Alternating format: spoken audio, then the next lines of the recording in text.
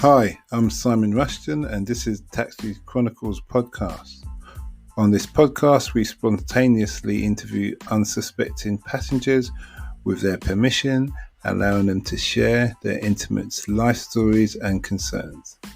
As our slogan states, real riders, real stories. Some riders prefer to be anonymous, while others ask me to tell their story later on. Either way, there are all genuine 5 to 10 minutes stories, so sit back and enjoy this episode. Morning. Yes, back with another rider, another day, another story. Today we've got a special guest here. He's been in the games business for, I don't know how many years, but it must be a long time. He was explaining to me about the game Call of Duty and, you know, how they make it and all these kind of things. So welcome today, Bob. Welcome. Okay. So give us a bit of your background, what you do, what a typical day is like. So first, I answer the point how long I am in the industry. I'm in the industry since 18 years, so I spent my life and youth in the video games industry. And a typical day of a guy like me, unfortunately, doesn't look like playing video games all day, which many people think. I'm more driving the commercial aspect of it, so I'm not a developer. Okay. Typical day is basically a normal business, like any other business. Mm-hmm. It's just more dynamic and more fun because ultimately it's about entertainment. Mm-hmm. Okay. So what got you into the business? Honestly, an accident. Okay, it's a good accident. It was a nice accident, yeah. I ran my own agency many years ago, a marketing agency for youth and trend marketing in Berlin.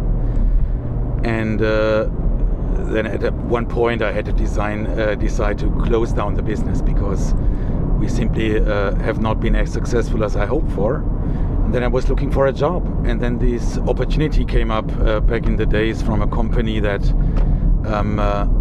produced and published Blizzard games, which is, people may know World of Warcraft as an example. Yeah. And I liked the idea because, of course, I was playing video games by myself. I just never considered to be in the industry. And then I applied and I got accepted, and this is how I got into it. Okay.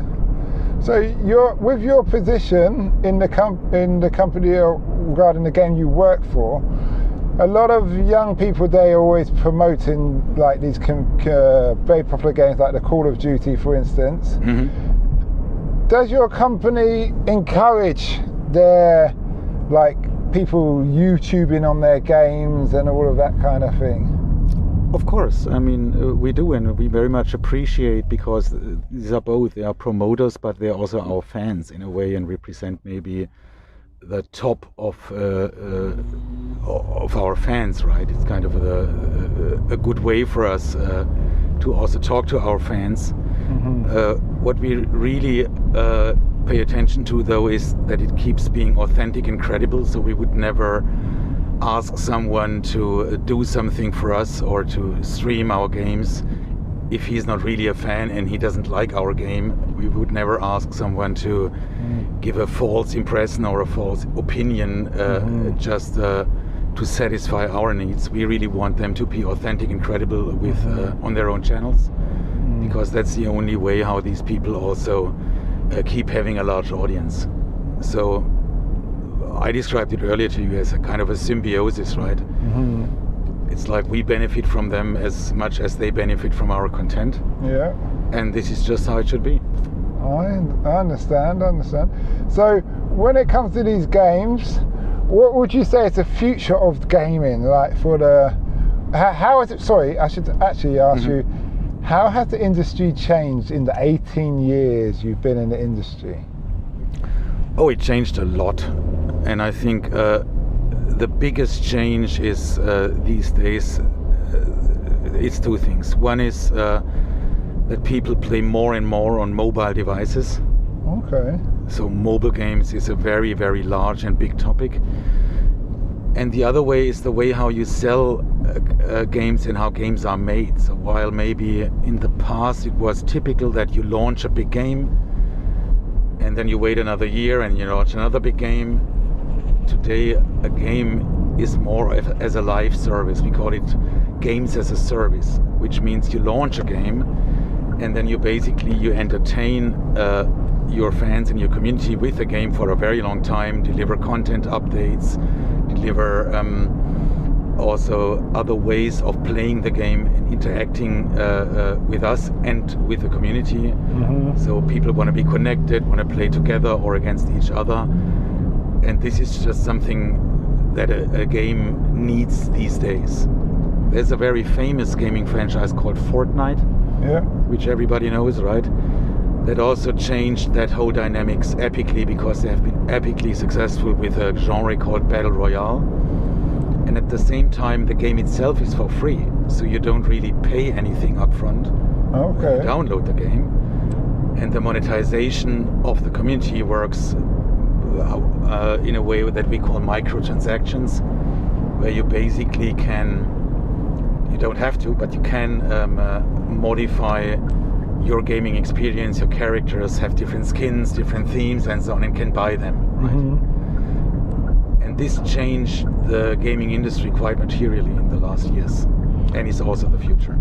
So it puts a personal touch for the client, but at the same time it kind of makes it's a bit like it becomes a bit of a religion, because you've got to, I suppose that game makes it much more in depth, much more longer, much more detailed to it, and you're doing in comparisons with other people. What's the main age group for gamers that you find? This is very dependent on the genre of games. People always say it's typical male 12 to 34, but I wouldn't say that these days. You have a variety of people who play video games, especially in mobile games. You have much more female people or women playing video games, which is really great. And it really depends on the diversity of what you offer. For example, Candy Crush, which is a mobile game from King, has probably mainly female customers. You know what? I never really thought of that as a game. I didn't really think of that. I see what you're saying.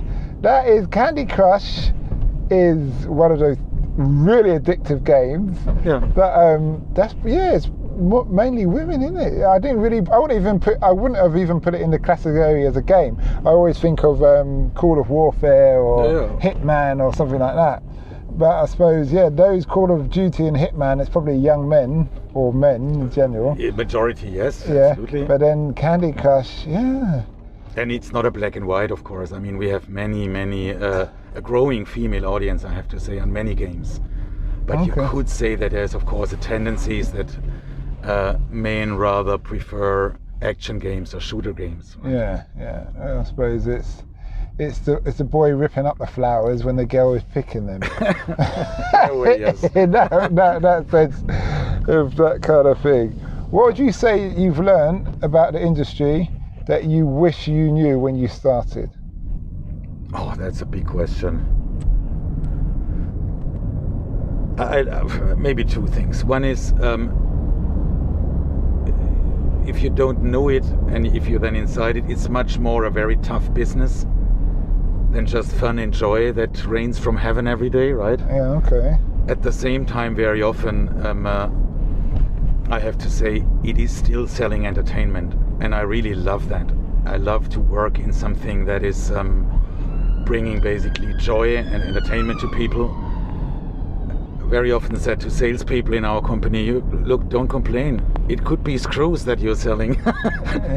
But it's not, right? And I think this is also what I definitely learned, that if you work in entertainment, you have also a certain type of people who you meet there.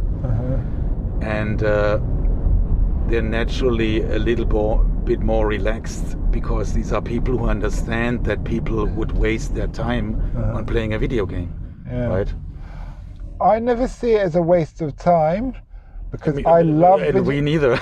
I love it, but I have to confess, I think I said this earlier before we started recording, I had to get rid of my PlayStation because it just from when I can forget about the world moving around, it was like, it's fun, I love it, but you've got to have a lot of self-discipline. Absolutely. If you're a grown man with children, you've got to have self-discipline. If you're a teenager... Your life defines that, honestly.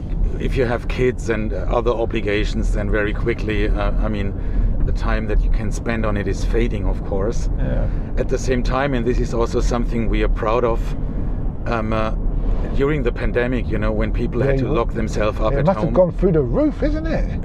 It went through the roof. You must have to build more servers and stuff. Yeah, absolutely. And at the same time, while this is of course in a way beneficial to us, our biggest success is a free-to-play game where you don't have to pay anything, right? So we are very happy that we could help people who were locked up at home to have some Was that a war joy. game? It was Warzone that we launched in March, accidentally, I have to say. We just launched it at the beginning of the biggest lockdowns. Okay. Has not been planned like this, but happened. Well, it's coincidence, isn't it? Well, yeah, it's very beneficial. So tell me, how does that benefit the company when they give away a free game like that? And was it like marketing? Yeah, of course, you needed to build a big brand, and you cannot just stick something, let's say, in platforms in the internet and hope that everybody downloads it and plays it, right? So, for us, of course, it's a long phase of building the brand so that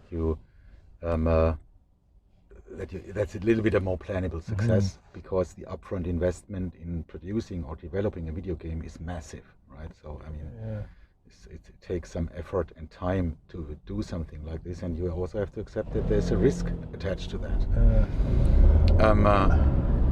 And the deal with consumers for a free-to-play game very often is that you can play the game for free and you have the same experience like every other person, but you also can personalize your gaming experience by buying in-game items. Oh yeah, I see him. That's the catch. Yeah. And that the big debate always is that you don't want to have what gamers would call a pay-to-win mechanic, so that you are more successful in the game just because you buy more, right? Yeah. And this is, I think, where you have to be very careful as a company to find the right balance, so that you do have attractive things that people can buy, but at the same time, you don't need to buy them to be successful in the game. Yeah, I suppose so. That's interesting. Now, talking about addiction and games, are games made to be addictive, or is it just how they are? Oh, I had that question numerous times, and I have to say we never make anything with a plan to get people into an addictive behavior, right? For us, it's important, of course, that the game is enjoyable and that people want to play that game and replay that game. And this is what we care about. And everything else is probably also down to personality, which, of course, can differ between people, right?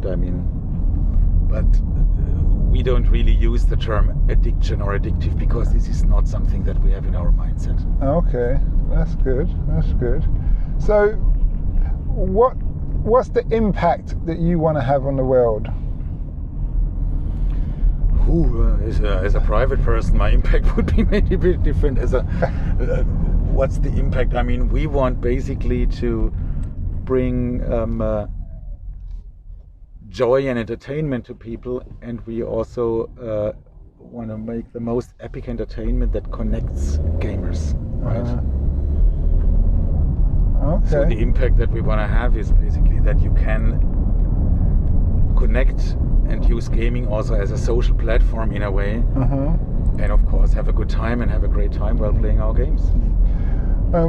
And for you personally, as a private person? Oh yeah, that's a very good question. What kind of impact do I want to have on the world? One is with which we're thinking I would love to see the world becoming a better place, both from a climate change perspective as well as what we see is going on with democracies at the moment. I'm not sure if I'm very successful with creating any form of impact there, right? But yeah, I think privately, of course, your notion is more about other things than professionally. Of course. Mm-hmm. Okay, that's good. That's good. The most popular game out there, do you know what that is? We love to say it's Call of Duty because it's definitely the biggest entertainment franchise in the world. Oh, is it? Yeah. It's funny how war and death is. Yes, they say violence sells more than sex. The only difference is because you can't sell sex to juveniles. Exactly, yeah. And then I would say Fortnite, with all due respect, is an extremely big franchise that grew to heights that have never been seen before. And they have all my kudos for that. Do you know how many people around the world play Call of Duty on average? Oh, that changed so much and so often, but it's... what's the recent number? Was it near a billion? Let's say round about 60 million. 60 million? Yeah. Is that, I'd expected to hear like a billion or something. No. A billion is I mean, how do you work it out? Is it based on sales? Is it based on who's live streaming? we know how many people play the game and are connected, and we know that on a daily basis. Oh, so it's reading on your server. Yes, stuff. and of course, in your podcast, I cannot disclose the real fair. numbers, so I just answer around the topic a little bit. Okay, so I thought it was a public thing. I thought it was like, okay. Yeah. All right. Well, thanks a lot. It's been a great interview and very informative. Thanks too. Bye. Hi, this is a bonus track edition for the Call of Duty episode. A lot of the time they say the real interview starts when you turn off the mic at the end of the interview. It's because people get relaxed and they start to talk about what they really think or really believe and things like that. And I have to say, this Call of Duty is a game I really love, and I was addicted to it to the point that I had to actually ban myself from playing it, like I mentioned in the interview earlier. But he did talk about the addiction, and he's a nice guy. He had his son with him, and what he spoke about is that, for instance, one time when his son was at school, he bought a load of games free. So you think about a game is like at least 50 quid, and bought a load of games to the school as a raffle, a part of the prizes for the raffle. Now the mums, or parents you could say, had a formal meeting about whether these games should be allowed for the kids to win. Now, considering the games, it wasn't Call of Duty, so it wasn't the violent slit someone's throat games, but excuse me, this was actually a question. This actually was something that they decided that it was an issue. And he said, this is a classic situation. He said, as a father, because he's worked for this business for so long, he said his son has grown up with all the latest games, all the latest gadgets and everything that he brings home. And because he's been immersed in it so much, his son is not addicted to it. He can play an hour and then easily switch it off and go on to something else. Where other parents, where they have regulated their children only an hour here or only an hour and a half, the children have become addicted to it secretly because you've held it back, which sounds like, sounds like many other addictive or alleged addictive things. When you hold it from somebody, they want it more than if they just have it all the time. So that was one of the things. Another question I asked him was about politics, about obviously the Russians and the Chinese always seem bad in their games, in these games, and the Arabs, and do they ever complain to say, why can't you make us the good guys and Americans the bad guys, for instance? Or at least, do they come up with something like that, say, well, Americans, if you're going to sell it to us in our country, it has to be shown the opposite way around. And he said, well, they don't get into that as a company. But he said there has been a case where they have actually it's become so political that they just decided they weren't going to publish that game and things like that. And there was other things that he spoke about. It was really interesting, like the use of who is bad, who is good. Should you have child soldiers in a game? Even though it's reality, are you exploiting? Are you encouraging? Are you publicising it as if it's a positive thing? Which obviously they said, no, that's a bad idea. You can't really justify that on a moral scale, and as a company it's not a good look. But yeah, there was a number of things that he spoke about, and it was really interesting. So assuming I get some positive comments about this little bonus section at the end, I may be giving you more bonus sections at the end of each interview, assuming we do get that chance once the mic is turned off. Anyway, have a great day.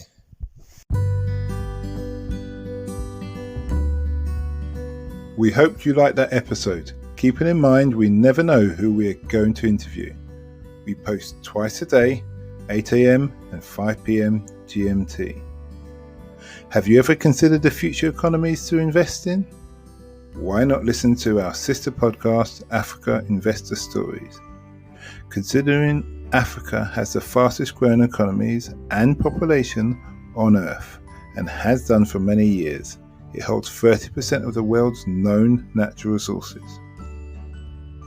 We publish twice a week, Tuesday with a guest investor and Fridays talking about investment, politics and history, providing a clear understanding for any potential investor.